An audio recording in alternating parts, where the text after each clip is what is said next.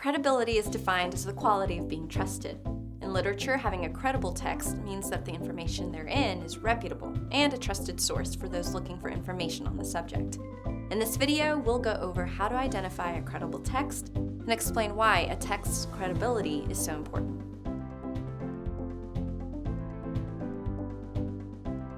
To ease the process of identifying a credible text, the RADAR framework was developed to pinpoint the important qualities a text must have to be credible. Each letter in RADAR stands for a quality to look for in a piece of literature. R. Rationale. What is the purpose of the text, or why was it created? Can you detect any clear biases expressed in the text? A credible text does not try to push the author's personal feelings on the reader. If there are opinions present, a credible text makes sure to tell both opposing sides of a story and not just the side the author may personally agree on. A. Authority. Who is writing this text, and are they themselves a reputable source or well-informed expert on the subject? If you are searching for a text about physical chemistry, it's better to use the source written by a physical chemist with a degree in that field than an author that saw one documentary on the subject and decided to write about it. Make sure the author of the text is well informed about the subject they are writing about. D. Date.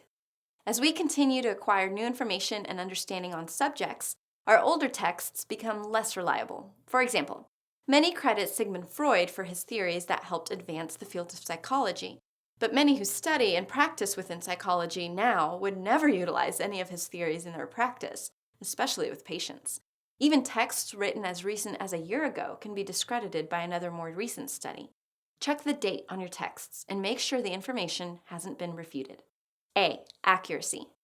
In order to ensure the accuracy of the information, many texts, especially academic texts, are peer-reviewed by other subject matter experts. See if the text you're using has been reviewed and supported by other scholars in that field of study. R. Relevancy. The content of the text overall can determine if it is credible or not. Does the text only partially mention the subject you're looking for? Is the information too technical or too simplified? Does the text mention the subject you're researching, but in a different context? If so, the text may not be credible. A relevant text provides information that is useful to the subject you are learning or researching. If it doesn't teach you anything useful or new, it's likely not relevant. All of these questions help readers identify the credibility of a text. Why is this so important? In order to share new information and discoveries, readers must be conscious of the information they take in, where it's coming from, and who wrote it. Discerning the credibility of a text helps minimize the spread of false or outdated information. We all have had that familiar experience of seeing an article on social media about an event that struck us as shocking, only to find out that the article was from 5 years ago, or see that the writer wrote the article with emotional language that showed bias in their retelling of the event or subject.